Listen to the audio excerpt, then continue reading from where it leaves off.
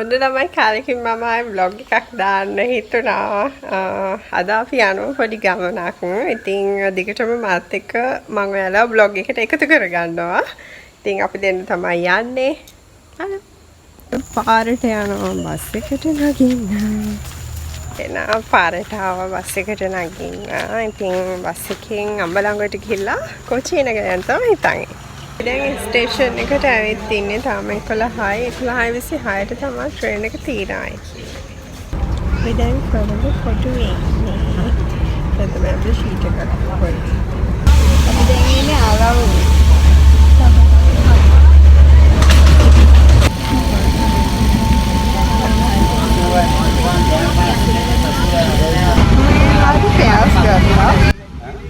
ඔයාලා බලනවා ඇති අපි මේ කොහෙද යන්නේ කියලා. ඉතින් අපි දෙන අනුරාධපුරේ තමයි මේ යන්නේ. පැය 6-7ක ගමනක් අපි නැගපු තැන ඉඳන්.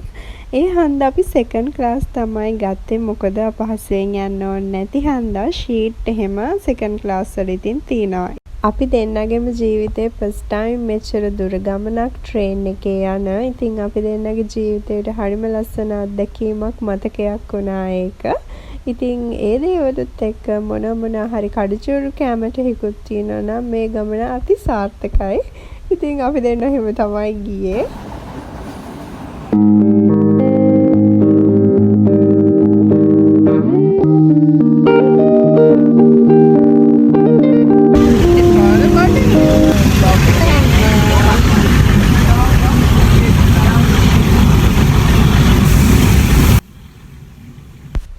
අපි දෙන්න මෙවල වෙද්දි චුට්ටක් බඩගින්න හිටියේ. මොකද දවාලේ ෂෝටිස් කාපු ගමන් හිටියේ නිසා අපි ඔය එන පළතුරු ඒ වගේ දේවල් කකා තමයි ආවේ. ඉතින් අපි අනුරාධපුරයට එද්දි රෑ 7 විතර වුණා. අපි ආපු කෝච්චි පෙට්ටියේ අපි දෙන්නයි තව දෙතුන් දෙනෙකුයි විතරයි හිටියේ. ඉතින් අනුරාධපුරේ ස්ටේෂන් එකෙන් බැස්සහම අපි දෙන්නට පුදුම සතුටක් දැනුනේ. මොකද මෙච්චර දුර ගමනක් ඇවිල්ලා. ඉතින් අපිට ඕනුනේ කන්නත් කලින් බෝඩිමක් හොයාගන්න. අපි ස්ටේෂන් එකෙන් කෙලින්ම පාරේ ආපුවාම දකුණු පැත්තට හැරෙනම මෙන්න මේ රවුන්ඩ් අබවුට් එක ගාම තියෙනවා සිංහ කනුව කියලා හොටෙල් එකක්. ඉතින් ඒක උඩ තට්ටුවේ රූම්ස් තියෙනවා. ඔයාලත් කියොත් අනිවාර්යෙන්ම ඒකට ගිහින් බලන්න. අපි දෙන්න ආපු ගමන්ම හොඳ වොෂ් එකක් දාගෙන පහළට ගියා කෑම කන්න. ඉතින් පේනවනේ අපි දෙන්නගේ බඩගින්නේ තරම චුට්ටක්වත් ඉතිරි නෑ.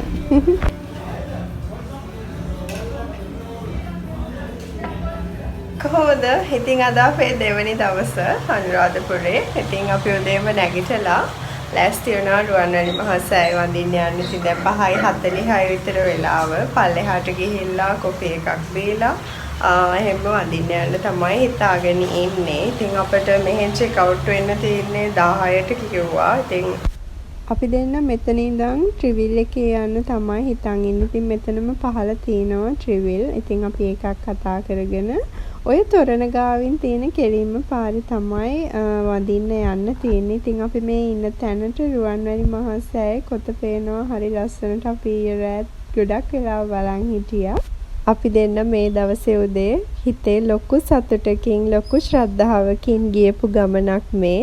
ඉතින් අපි ගෙදර ඉඳන්ම මේ වන්දනා ගමනෙන් හරි ආසාවෙන් හිටියේ. අපි දෙන්න ගෙදර ඉඳන්ම ලස්සනට පූජා භාණ්ඩ හදලා ඉතින් ඒ දේවල් පූජා කරන්න යනවා කියන ඒ සතුට මට ඔයාලට කියන්න තේරෙන්නේ නැහැ. ඉතින් මේ දේවල් බලලා ඔයාලටත් ඒ පින් අනුමෝදන් වේවා කියලා මම එක සිතින්ම ප්‍රාර්ථනා කරනවා. ඉතින් අපි දෙන්න හරිම ආසාවෙන් මේ මිරිවැඩි සඟල හැදුවේ රුවන්වැලි මහා සෑයට පූජා කරන්න. ඉතින් ඔයගොල්ලනොත් හිතේ තියෙන සියලුම යහපත් සිතුවිලි ඉෂ්ට සිද්ධ වේවා කියලා මම එක හිතින්ම ප්‍රාර්ථනා කරනවා.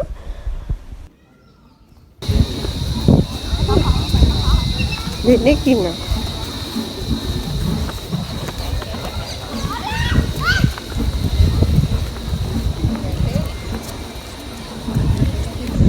දැන් ජයශ්‍රී මහා බෝධීන් වහන්සේත් වෙන්නා.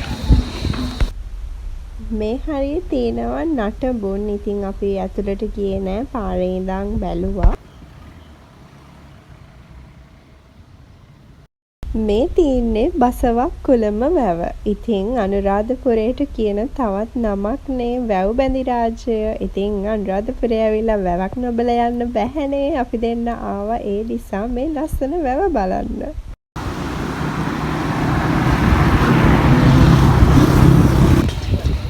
අපි දැන් ආවා ජේතවනාරාමය වන්දනා කරන්න.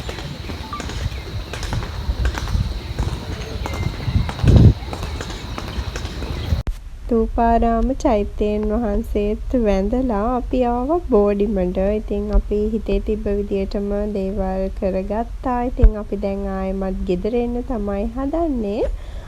මගේ වීඩියෝ එක බැලුවට ගොඩක් thank you. මාව subscribe කරලා මාත් එක්ක එකතු වෙන්න.